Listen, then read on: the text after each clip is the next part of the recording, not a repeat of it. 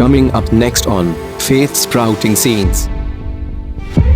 శపించవలసిన అవసరం ఎందుకు వచ్చింది? ఎందుకు బహుమానాలు తీసుకుంటే గెహజీకి శాపం వచ్చింది? అంటే బహుమానాలు తీసుకుంటే దేవునికి ఇష్టం లేదా? బహుమానాలు తీసుకుంటే అది శాపగ్రస్తమైనదా? బహుమానం అనేది పాపముతో కూడి ఉందా? లేదు దేవుని బిడ్డలారా, బహుమానాలు అనేది పాపము కాదు, బహుమానాలు తీసుకుంటాం అనేది శాపము కాదు. నిజానికి మనం మాట్లాడుకోవాలంటే దేవుడు కూడా మనందరికీ బహుమానాలు ఇచ్చాడు. గెహజీ శపించబడటానికి ఆ బహుమానాల కారణమే కాదని అంటలేదు, కానీ ఏది బహుమానాలు శాపగ్రస్తమైనవి కాదు. గెహజీ జీవితంలో ఎందుకు బహుమానాలు శాపంగా మార్చబడినవి అనంటే, గెహజీ తన యజమానుడి యొక్క మాటకు అవిధేయుడయి తన మాటను పక్కన పెట్టి ఆ బహుమానాల్ని స్వీకరించుకోవాలని వెళ్ళి శాపాన్ని కొని తెచ్చుకున్నాడు. అందుకే ప్రియమైన బిడ్డలారా, నీ యజమానుడు లేదంటే నీ దైవజనుడు లేదంటే నీ దేవుని దాసుడు ఏదైతే మాటలు చెబుతాడో దానికి విధేయత చూపే వారంగా మనం ఉండాలి. ఎందుకంటే వాళ్ళు దేవుని ఆత్మపూర్ణులై చెప్తారు.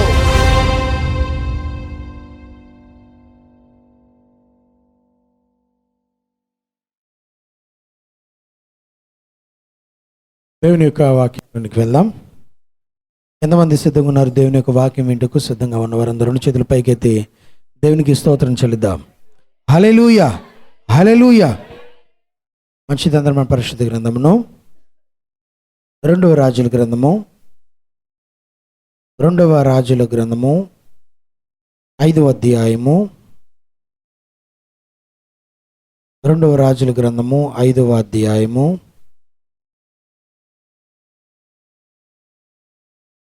25వ వాక్యం నుండి మనం చదువుకుందాం. అతడు లోపలికి పోయి తన యజమానుని ముందు నిలువగా ఎలీషా వానిని చూచి, గెహజీ, నీవు ఎచ్చట నుండి వచ్చితివని అడిగినందుకు వాడు నీ దాసుడని నేను ఎచ్చటికి పోలేదనెను. అంతటా ఎలీషా వానితో, ఆ మనుష్యుడు తన రథము దిగి నిన్ను ఎదుర్కొనుటకు తిరిగి వచ్చినప్పుడు నా మనసు నీతో కూడా రాలేదా? ద్రవ్యమును, వస్త్రములను, ఒలివ చెట్ల తోటను, ద్రాక్ష తోటలను, గొర్రెలను, ఎడ్లను, దాసీలను సంపాదించుకున్నటకు ఇది సమయమా? కాబట్టి నయమానుకు కలిగిన కృష్టి నీకును నీ సంతానమునకుని సర్వకాలము అంటియుండును అని చెప్పగా, వాడు మంచు వలె తెల్లనైన కృష్టము కలిగి ఎలీషా ఎదుట నుండి బయటకు వెళ్ళెను. చాలండి. ప్రధాన బిడ్డలారా, మనం గతించిన వారం నుండి ఒక అంశాన్ని ధ్యానం చేస్తూ వస్తున్నాం. ఏమిటి అంశము అని అంటే, a lesson in the life of Gehazi. Gehazi జీవితంలోంచి నేర్చుకునే పాఠము లేదా పాఠాలు అనే అంశాన్ని మనం ఎత్తిపట్టుకొని గెహజీ యొక్క జీవితంలో కొన్ని విషయాలను ప్రియమైన బిడ్డలారా మనం నేర్చుకుంటూ వస్తూ ఉన్నాం. పోయిన వారంలో మనం చూసాం గెహజీ అనే వ్యక్తి ఎవరు. ఈ గెహజీ అనే వ్యక్తి ఎలీషా అనే ప్రవక్త దగ్గర సేవకుడుగా, దాసుడిగా, పరిచారికుడుగా ఉంటున్న వ్యక్తి కింద మనకు కనబడుతున్నాడు.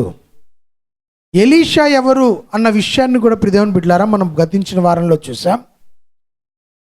ఏలియా దగ్గర మొదట దాసుడిగాను సేవకుడుగాను ఉంటూ ఏలియాకు కలిగిన అభిషేకమును కంటే రెండింతల అభిషేకం కలిగి దేవుని బిడ్డలకు ప్రవక్తగా నియమింపబడి ఏలియా కంటే గొప్ప కార్యాలను ప్రియమైన బిడ్డలారా ఎలీషా చేసిన వ్యక్తి కింద మన బైబిల్ గ్రంథం ఎలీషా గురించి పరిచయం చేస్తుంది. ఇంత గొప్ప వ్యక్తి, ఎక్కడికి వెళ్ళినా ఎన్నో అద్భుతాలు చేసే వ్యక్తి. ఎవరు ఆయన దగ్గరికి వచ్చినా వారి జీవితంలో ఏదో ఒక కార్యాన్ని జరిగించే ఎలీషా దగ్గర సేవకుడుగా, ఇంకో రకంగా చెప్పాలంటే ప్రముఖమైన సేవకుడుగా, ముఖ్యమైన వాడిగా ఎలీషా ఎక్కడికి వెళ్ళినా అక్కడికి తన వెంట ఉంచుకుంటూ తన వెంట తీసుకువెళ్ళే వ్యక్తిగా ఉన్న గెహజీ యొక్క జీవితముల గురించి మనం గతించిన కొన్ని వారాల నుండి పఠనం చేస్తున్నాం. గతించిన వారము నుండి ప్రియదేవుని బిడ్డలారా పఠనం చేస్తూ వస్తున్నాం. ఇటువంటి గెహజీ ఒకానొక సందర్భంలో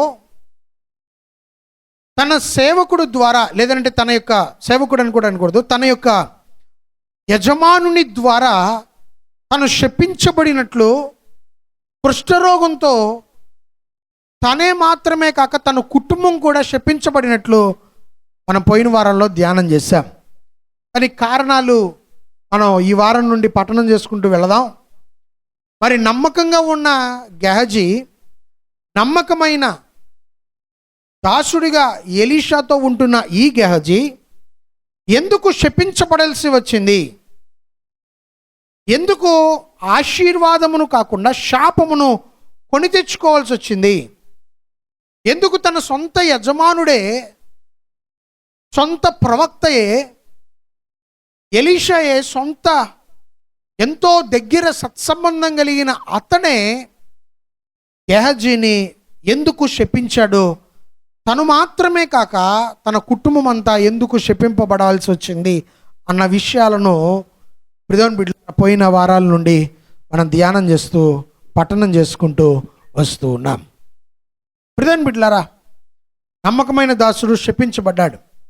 మరి దీనిలోంచి ఏమి నేర్చుకోవచ్చు అని అంటే, మనం అట్టి రీతిగా శపింపబడుకుంటున్నట్లు మనము జాగ్రత్త కలిగి ఉండాలి అని అంటే, అతడు ఎందుకు శపింపబడ్డాడో మనం తెలుసుకోవాలి.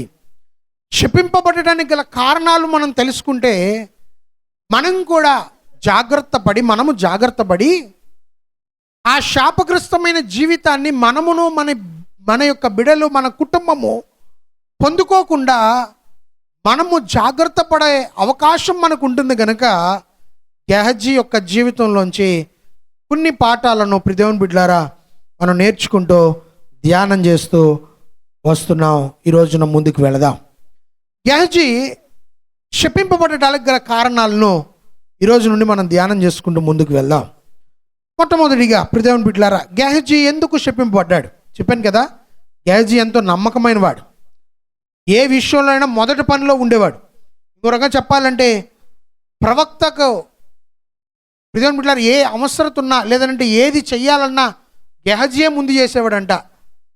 ఎవరైనా మనుషులు ప్రవక్త దగ్గరికి వస్తే వాళ్ళ హృదయంలో ఉన్న కోరికను ప్రవక్తకు చెప్పక మునుపే ఇతనే ఎరిగిన వాడిగా ఉన్నాడు. అంత ఆత్మీయమైన స్థితిలో గెహజీ ఎదుగుతుంటూ వస్తున్నాడు. అటువంటి ఆత్మీయమైన స్థితి కలిగిన గెహజీ శపించబడటానికి గల కారణాలు ఏంటో మనం చూద్దాం. మొట్టమొదటిగా గెహజీ శపించబడటానికి గల కారణము ఏంటి అని అంటే రాసుకుందాం. Gehazi's desire for gifts from Naaman. Naaman దగ్గర నుండి గెహజీ బహుమానాలు కోరుకునటం వలన గెహజీ తన జీవితంలో కృష్టమైన శాపమును కొని తెచ్చుకున్నాడు. నైమాన్ యొక్క చరిత్రను, గెహజీ ఏ విధంగా నైమాన్ను దర్శించాడో, నైమాను ఎందుకు మరి గెహజీకి లేదంటే ఎలీషా దగ్గరికి రావాల్సి వచ్చిందో, ఏ విధంగా తను స్వస్థపడ్డాడో అన్న విషయాలను పోయిన వారంలో ధ్యానం చేశాం. మరలా నేను జ్ఞాపకం చేయదలుచుకోలేదు. అయితే ఇక్కడ మనం చూడాల్సిన విషయం ఏంటంటే, ఈ కుష్ఠరోగంతో ఎలీషా దగ్గరికి వచ్చిన నైమానును ఎలీషా యోర్దానులో 7 మార్లు నువ్వు మునిగిరా అన్నప్పుడు, యోర్దానులో 7 మార్లు మునిగి స్నానం చేసి వచ్చిన తర్వాత మునగటువంటి స్నానం చేయమని చెప్పాడు. స్నానం చేసి 7 మార్లు 7వ మారు స్నానం చేసి బయటకు వచ్చేసరికి తన దేహము, నైమాను దేహము కుష్ఠరోగముతో వచ్చిన వాడు పసిపిల్లల దేహం వలె మార్చబడింది అని బైబిల్ గ్రంథం సెలవిస్తుంది. ఎంతో సంతోషంతో నైమాను మరలా తిరిగి ఎలీషా దగ్గరికి వచ్చాడు. అయ్యా, నేను స్వస్థత పొందాను, అయితే ఇదిగో నేను తెచ్చిన బహుమానాలను స్వీకరించు, ఇదిగో నేను పలానా బహుమానాలు తీసుకొచ్చానంటే వెంటనే ప్రియదేవుని బిడ్డలారా తన యొక్క తన దగ్గరికి వచ్చిన ఆ నయమాను యొక్క బహుమానాలను ఎలీషా తృణీకరించి తీసుకొని వాడిగా కనబడుతున్నాడు. అయితే నయమాను తిరిగి వెళ్ళిపోతున్నప్పుడు గెహజీ అని ఎలీషా దగ్గర ఉన్న ప్రథమ సేవకుడు పరిచారకుడికి ఒక ఆలోచన వచ్చింది. ఏంటి అనంటే, నయమాను తీసుకువచ్చిన బహుమానాల్లో కొంతైనా నేను తెచ్చుకోవాలి అనే ఆలోచన, కోరిక, ఆకాంక్ష తనకు కలిగింది. చూడండి దేవుని బిడ్డలారా, బైబిల్ గ్రంథంలో 2వ రాజుల గ్రంథము 5వ అధ్యాయము 20వ వాక్యాన్ని మనం చదువుదాం. దేవుని బిడ్డలారా, ఇక్కడ అంటున్నాడు గెహజీ అంటున్న మాటలు మనం చూద్దాం. అంతటా దైవజనుడైన ఎలీషాకు సేవకుడగు గెహజీ, ఎవరంట? ఎలీషా సేవకుడు గెహజీ. అయితే ఏం జరుగుతుంది? సిరియానుడైన ఈ నయమాను తీసుకొని వచ్చిన వాటిని అంగీకరించుటకు యజమానునికి మనస్సు లేకపోయెను గాని యెహోవా జీవము తోడు నేను పరిగెత్తుకొని పోయి అతనిని కలుసుకొని అతని యొద్ద ఏదైనాను తీసుకుందుననుకొనెను. ఇతడు ఏం కోరుకున్నాడంట? ఏదైనా ఆ నయమాన్ దగ్గర తెచ్చుకుంటాను, బహుమానాలు తీసుకుంటానికి ఎలీషాకు మనసు రాలేదు, కానీ నేను వెళ్ళి తీసుకొచ్చుకుంటాను అని ఆ బహుమానాల కొరకు ఆశపడిన వ్యక్తిగా మనకు కనపడుతున్నాడు. ఈ సంఘటన అందరికి తెలిసిందే. ఎప్పుడు గెహజీ గురించి మాట్లాడుకున్నా ఏ దైవజనుడైనా దీని గురించి చెప్తాడు. గెహజీ యొక్క దురాశ వలన, తన కలిగిన ఆ దురాశ వలన తను శపించబడ్డాడు అన్న విషయాన్ని దేవుని బిడ్డలారా తెలియపరుస్తూనే వస్తుంటారు. వాస్తవానికి నిజమే, గెహజీలో వచ్చిన దురాశ. అయితే ఈ దురాశ వలన శపించబడ్డాడు. ఆ బహుమానాలను ఇచ్చటం వలన తనకి శాపం వచ్చింది. అయితే బహుమానాలు తీసుకోవాలి అనే ఆశ గెహజీలో రావటం అనేది పాపమా లేదంటే పాపము కాదా అనేది మనం గుర్తెరగాలి. అసలు బహుమానాలు తీసుకుంటాం పాపం అసలు? మరి గెహజీకి ఎందుకు పాపంగా మార్చబడింది? ఎందుకు తను శపించబడ్డాడు? బహుమానాలు తీసుకొచ్చుకోవడానికి వెళితే ఓకే, బహుమానాలు తెచ్చుకున్నావా అని వదిలేసుంటే పోయేది. లేదంటే నేను ఎలీషా అయిన నేను నీ యొక్క యజమాను నేనే వద్దన్నప్పుడు నువ్వెందుకు తెచ్చుకున్నావు అని అనుంటే సరిపోయేది. కానీ శపించవలసిన అవసరం ఎందుకు వచ్చింది? ఎందుకు బహుమానాలు తీసుకుంటే గెహజీకి శాపం వచ్చింది? అంటే బహుమానాలు తీసుకుంటాం దేవునికి ఇష్టం లేదా? బహుమానాలు తీసుకుంటే అది శాపగ్రస్తమైనదా? బహుమానం అనేది పాపముతో కూడి ఉందా? లేదు దేవుని బిడ్డలారా, బహుమానాలు అనేది పాపము కాదు, బహుమానాలు తీసుకుంటాం అనేది శాపము కాదు. నిజానికి మనం మాట్లాడుకోవాలంటే దేవుడు కూడా మనందరికీ బహుమానాలు ఇచ్చాడు. ఉదాహరణకు మనం మాట్లాడుకోవాలంటే ఆత్మీయమైన వరాలు, గిఫ్ట్స్ ఆఫ్ స్పిరిట్ అని అంటాడు ఇంగ్లీష్లో. అంటే ఏంటి? వరము అంటే గిఫ్ట్ అని అర్థం, బహుమానము అని అర్థం. దేవుడు మనకు ఆత్మీయమైన బహుమానాలు ఇచ్చాడు, ఆత్మీయమైన వరములు బహుమానంగా దేవుడు ఇచ్చాడు. అంతెందుకు, మనం పొందుకున్న రక్షణ, సాల్వేషన్ ఈజ్ ఎ గిఫ్ట్. అందుకే విశ్వాసము వలన కృపచేతనే మీరు రక్షింపబడి ఉన్నారు, కానీ ఇది మీ వలన కలిగినది, అది దేవుని వరమే, గిఫ్ట్ ఆఫ్ గాడ్ అని అంటాడు ఇంగ్లీష్లో. రక్షణ అనేది, సాల్వేషన్ అనేది దేవుడిచ్చిన బహుమానం. అయితే గెహజీ బహుమానం తీసుకుంటే ఎందుకు శపించాల్సి వచ్చింది ఎలీషా? బహుమానం తీసుకునటం శాపమా? బహుమానం తీసుకునటం పాపమా? ఎందుకు బహుమానం తీసుకుంటే ఎలీషా గెహజీని శపించాడు అన్న విషయాన్ని దేవుని బిడ్డలారా మనం చూద్దాం. మొట్టమొదటిగా తన శాపం పొందుకోవడానికి గల కారణం బహుమానాలు తీసుకుంటామే. అయితే ఈ బహుమానం ఎందుకు శాపంగా మార్చబడిందో దానిలో ఏ అనే పాయింట్ రాసుకునండి. ఎందుకు ఆ బహుమానాలు శాపంగా మార్చబడినాయి? బైబిల్ గ్రంథంలో అనేక మంది బహుమానాలు ఇచ్చారు, కానీ ఆ బహుమానాలు ఏవి శాపాన్ని కొనిదేలా. కానీ గెహజీ నయమాను దగ్గర తీసుకున్న బహుమానాలను బట్టి తను శపించబడ్డాడు. దానికి కారణం ఏంటి అనంటే, మొట్టమొదటిగా ఏంటి అనంటే, Gehazi put away are disobey his masters word.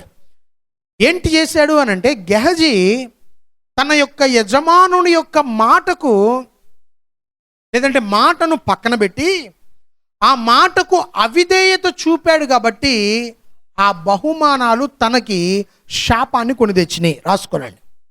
Gehazi శపించబడ్డానికి ఆ బహుమానాలు కారణమే కాదని అంటలేదు, కానీ ఏది బహుమానాలు శాపగ్రస్తమైనవి కాదు.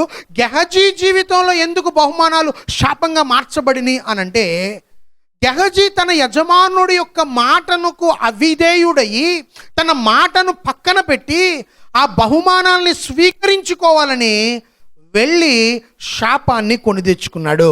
అందుకే ప్రియదేవుని బిడ్డలారా, నీ యజమానుడు లేదంటే నీ దైవజనుడు లేదంటే నీ దేవుని దాసుడు ఏదైతే మాటలు చెబుతాడో దానికి విధేయత చూపే వారంగా మనం ఉండాలి. ఎందుకనంటే వాళ్ళు దేవుని ఆత్మపూర్ణులై చెప్తారు, దేవుని ఆత్మతో నింపబడి చెప్తారు. అందుకే దైవజనుడిని దూషించొద్దు అనేది, దైవజనుడిని చూసిస్తే శాపం వస్తుంది అనేది. మిరియాము చేసిన పని కూడా అదే. దైవజనుడైన మోషేని నా తమ్ముడేగా, నాకంటే ఎంతో లేటుగా పుట్టినోడిగా, వాణ్ణి దేవుడు వాడుకుంటున్నాడు, నన్నెందుకు వాడుకోడు, నాడికంటే నేను ముందు పుట్టానుగా, నాకు ఇంకా ఎక్కువ తెలుసు కదా అని అనుకుంటుంది. మోషే ఆ విధంగా మోషే గురించి మాట్లాడుకుంటుంటే మిరియాము ఏమొచ్చిందంట, ఆమెకి ఏమొచ్చింది? తెల్లని కుష్ఠరోగం వచ్చింది. ఇక్కడ నైమానుకు కూడా ఇక్కడ గెహజీకి కూడా ప్రియదేవుని బిడ్డలారా ఎలాంటి కుష్ఠరోగం వచ్చింది?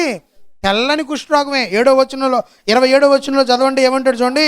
కాబట్టి నైమానుకు కలిగిన కుష్టి నీకును నీ సంతానమునకు సర్వకాలము అంటియుండునని చెప్పగా వాడు మంచు వలె తెల్లనైన కుష్ఠరోగం. అక్కడ కూడా మిరియాముకి ఏం కుష్ఠరోగం వచ్చింది? మంచు వలె తెల్లనైన కుష్ఠరోగం వచ్చింది. బహుమానాలు తీసుకుంటాం తప్పు కాదు. ఇక్కడ దేవుని సేవకుడు మాటను అలక్ష్య పెట్టి దేవుని ప్రవక్త మాటను విడిచిపెట్టి అవిధేయత చూపి వెళ్ళి బహుమానాలు తెచ్చుకోవడమే తన జీవితంలో శాపాన్ని కొని తీసుకొచ్చింది. ఎలీషా చెప్పినట్లుగా చేస్తుంటే బాగుండేది. ఎలీషా అన్నాడు, ఇదిగో నీ దాంట్లో ఏదియు నాకు అక్కర్లేదు. చదువుదాం చూడండి ప్రియదేవుని బిడ్డలారా, 15వ వాక్యం నుండి చదివితే మనకు అర్థమైంది. రెండవ రాజుల గ్రంథం 5వ అధ్యాయము 14వ వచనం చదువుదాం చూడండి. అతడు పోయి దైవజనుడు చెప్పినట్లు యోర్దాను నదిలో 7 మార్లు మునగగా అతని దేహము పసిపిల్ల దేహమాయను, అతడు శుద్ధి ఆయను.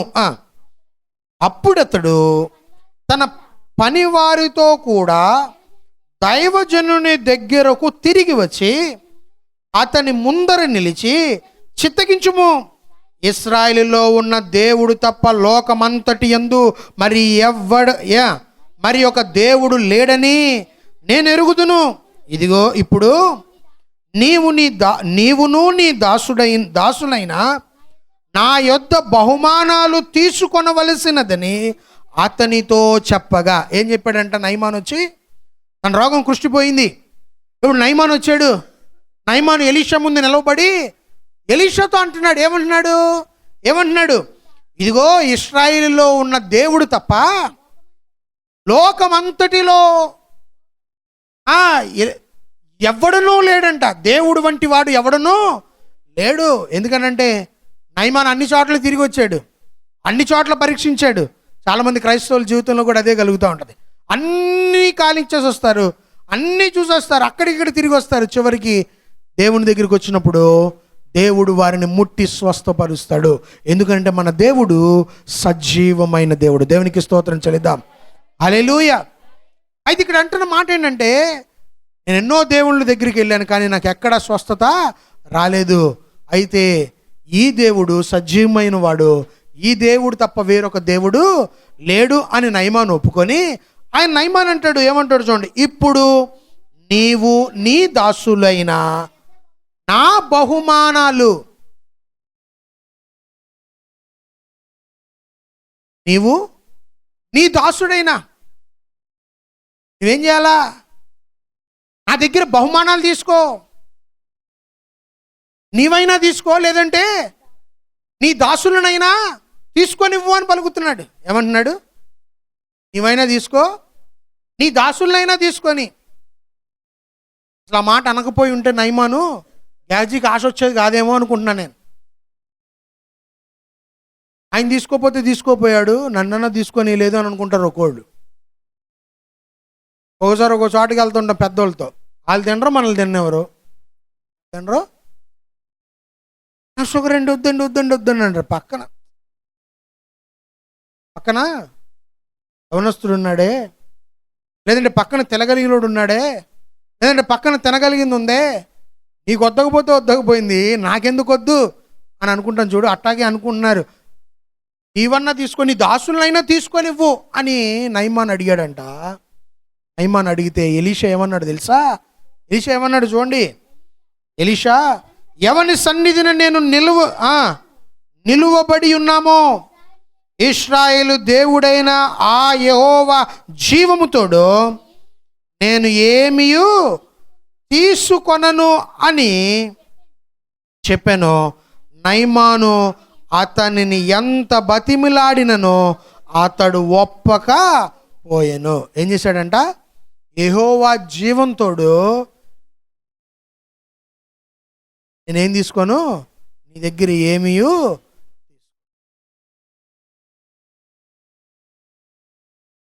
తర్వాత నయమాను ఎంతో బతిమిలాడాడంట. నాకు తెలిసి బతిమిలాడటంలో కనీసం నీ సేవకులకైనా ఇవ్వని అయ్యా, నీ దగ్గరున్న నీ సేవకులకైనా కొంత ఇవ్వనివ్వయా అని ఎలీషాని అడుగుండొచ్చు. కానీ ఎలీషా ఒప్పలేదు. అయితే నయమాను, ఎలీషా ఒప్పకపోతే నయమాను తిరిగి వెళ్ళిపోతుంటే ఇప్పుడు గెహజీ ఏం చేశాడు? నయమాను దగ్గరికి వెళ్ళి ఆ బహుమానాల్లో కొంత తీసుకొచ్చుకున్నాడు. అంటే ఒక రకంగా ఏం చేసినట్టు తెలుసా? ఎలీషా యొక్క మాటను నా యజమానుడు చెప్తే చెప్పాడులే, వాళ్ళకి అవసరం లేకపోతే నాకు కావాలి, నేను తెచ్చుకుంటా.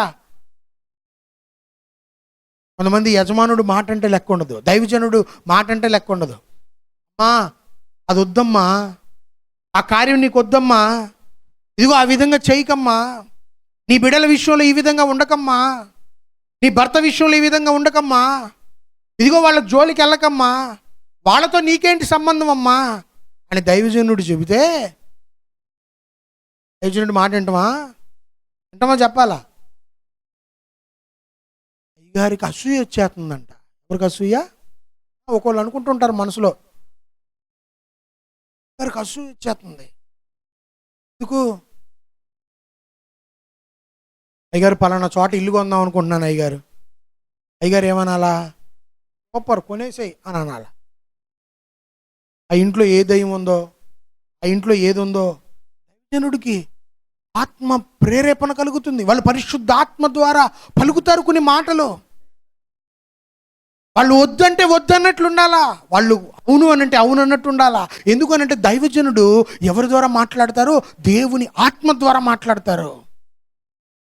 గెహజీ చేసిన తప్పదే. గెహజీ ఏం చేశాడు? తన యజమానుడు, తన దైవజనుడు చెప్పాడు ఒక మాట, ఇదిగో వద్దు నీకు బహుమానాలు, నా సేవకులకు కూడా బహుమానాల్లో ఏటివి వద్దు అని అన్నాడు. అయితే గెహజీ ఏమనుకున్నాడు? యజమానుడు వద్దన్నదే నాకు కావాలనుకున్నాడు. ఈరోజు చాలామంది క్రైస్తవులు దైవ సేవకుడు ఏది వద్దంటాడో అది నాకు కావాలి. ఎందుకనంటే ఆ ఇల్లు పెద్దగా ఉంది, దైవజనుడి ఇల్లు కంటే పెద్ద ఇల్లు నేను కొనుక్కున్నానని దైవజనుడికి అసూయ వచ్చింది. ఎందుకు దైవజనుడికి అసూయ? నీ మేలే కోరుకుంటాడు దైవజనుడు, నీ కుటుంబం మేలే కోరుకుంటాడు, నీ బిడ్డల మేలే కోరుకుంటాడు, గ్రామం కోరుకుంటాడు. ఎందుకనంటే ఒకవేళ దైవజనుడు నిజంగా అసూయపడి చెబితే ఆ అసూయ ఎవరు కొట్టిద్ది? నీకు కాదు, దైవజనుడికే కొట్టిద్ది. ఎందుకంటే దేవుడు సజీవమైన దేవుడు, మన దేవుడు. దేవుని ఆత్మ ప్రేరణ ద్వారా వాళ్ళు చెప్తారు, దేవుడు చెప్పమన్న మాటలు వాళ్ళు చెబుతారు. కాబట్టి ఈ ఎలీషా వద్దన్న దాన్ని ఇతడు ఆశించాడు. అందుకే ఏమైపోయింది? తన జీవితంలో చెప్పించబడ్డాడు. అందుకే కొరింథీయులు రాసిన పత్రికలో మొదటి ఎఫెసీయులు రాసిన పత్రిక చదువుదాం చూడండి. ఎఫెసీయులు రాసిన పత్రిక పౌలు గారు కూడా అదే మాట అంటాడు. చదువుదాం చూడండి. ఎఫెసీయులు రాసిన పత్రిక 6వ అధ్యాయం. ఎఫెసీయులు రాసిన పత్రిక 6వ అధ్యాయము ప్రియమైన బిడ్డలారా 5వ వాక్యం నుండి మనం చదువుదాం. దాసులారా ఎవరితో చెప్తున్నాడంట? పౌలు గారు దాసులతో చెప్తున్నాడు. ఎఫెసీ సంఘంలో ఉన్న దాసులతో చెప్తున్నాడు. దాసులారా యథార్థమైన హృదయము గలవారై భయముతోనూ వణుకుతోనూ క్రీస్తునకు వలె, క్రీస్తు అంటే దేవునికి వలె, దేవుని ముందు ఏ విధంగా భయంతో వణుకుతూ ఉంటామో అటివలే శరీర విషయమైన మీ యజమానులైన వారికి విధేయులై ఉండుడి. ఎలాగుండాలంట? యజమానులకు విధేయులుగా ఉండాలి, దైవజనుడికి విధేయుడిగా ఉండాలి. దైవజనుడు చెప్పిన మాటను ఏం చేయాలా? అలా చెప్తారులే, మన పని మనం చేసుకోవచ్చులే, వాళ్ళకి తెలుస్తుందా, వాళ్ళకి తెలియదులే అని మనం అనకూడదు. కొంతమందికి ప్రూఫ్లు కావాలా. ఏం కావాలా? ప్రూఫ్లు కావాలా, ప్రూఫ్లు. యజమానుడు చెప్తే ప్రూఫ్లు కావాలా.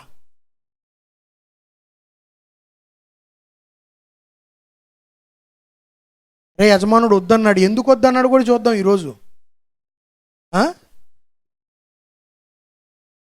ఎలీషా వద్దన్నాడు బహుమానాలు, ఎందుకు వద్దన్నాడు, దానికి కారణాలు ఏంటి అవి కూడా చూద్దాం. ఎందుకంటే యజమానుడు చెప్పాడు అని అంటే, దైవజనుడు చెప్పాడంటే దాంట్లో ఏదో కారణం ఉంటుంది. అన్నీ నువ్వు అర్థం చేసుకోలేవు. అందుకే ఏం చేయాలా? శరీర విషయమైన మీ యజమానుడుకు మీరేం చేయాలా? విధేయత కలిగి యునుడి. తర్వాత అంటాడు, మనుష్యులను సంతోషపెట్టువారు చేయునట్లు. కొంతమంది మనుషులు సంతోష పెట్టాలని వాళ్ళు చెప్తే ఏంటి చేసేది, వాళ్ళు చేసేది ఏంటి అని మాటలు మాట్లాడతారా అన్నట్లు కాక, కంటికి కనబడుటకే కాక క్రీస్తు దాసులమని ఎరిగి దేవుని చిత్తమును మనస్పూర్వకముగా జరిగించుచు మనుషులకు చేసినట్లు కాక ప్రభువునకు చేసినట్లే ఇష్టపూర్వకముగా సేవ చేయుడి. ఏం చేయాలంటండి? ఏం చేయాలి? ఇష్టపూర్వకంగా సేవ చేయాలి. కొలసీలు రాసిన పత్రికలో కూడా అదే చెప్తాడు. ప్రియదేవుని బిడ్డలారా, కొలసీలు రాసిన పత్రికలో కూడా మనం చదివితే మనకు అదే కనపడుతుంది. కొలసీలు రాసిన పత్రిక 3వ అధ్యాయం కొలసీ సంఘానికి కూడా అదే మాట చెప్తున్నాడు. ఎందుకంటే అది ప్రాముఖ్యమైన మాట. అందుకే ఒక్కరికి చెప్పి వదిలేలా, ఒక్క సంఘానికి చెప్పి వదిలేలా. ఆయన కొలసీ సంఘానికి కూడా చెప్తున్నాడు. ఏమంటున్నాడు చదువుతాం చూడు. 3వ అధ్యాయము 22వ వాక్యం. 3వ అధ్యాయం 22వ వాక్యం నుండి, దాసులారా, ఇక్కడ కూడా సేమ్ అదే మాట. మనుష్యులకు సంతోషపెట్టువారనైనట్లు కంటికి కనబడవలనని కాక ప్రభువునకు భయపడుచు శుద్ధాంతకరము గలవారై శరీరమును బట్టి మీ యజమానులైన వారికి అన్ని విషయములలో విధేయులై ఉండుడి. ఎలాగ ఉండాలంటే అండి? విధేయులుండే ప్రభువు వలె స్వాస్యమును ప్రతిఫలముగా పొందుమని ఎరుగుదురు గనుక మీరేమి చేసిననో అది మనుషుల నిమిత్తము కాక ప్రభు నిమిత్తమును మనస్ఫూర్తిగా చేయుడి. మీ ప్రభు అయిన క్రీస్తుకు దాసులై ఉన్నారు. మీరు ప్రభు అయిన క్రీస్తుకు ఏ విధంగా దాసులుగా ఉన్నారో మీరు ఏం చేయాలా? మీ శరీర విషయమైన యజమానుడు అనగా మీ దైవజనుడు లేదంటే మీ అయ్యగారు చెప్పిన మాటను లక్ష్య పెట్టాలి. ఏం చేయాలా? లక్ష్య పెట్టేవాళ్ళే, ప్రూఫ్లు అడిగేవాళ్ళే. ఎందుకు అలా చెప్పారు అయ్యగారు, ఎందుకు అలా చెప్పారు అమ్మగారు, ఏమై ఉంటుంది, ఆ ఇల్లు ఎందుకు కొనకూడదు, అది ఎందుకు మేము ధరించుకోకూడదు, అవి ఎందుకు చేతికి కట్టుకోకూడదు, ఎందుకు ఆ విధంగా చేయకూడదు?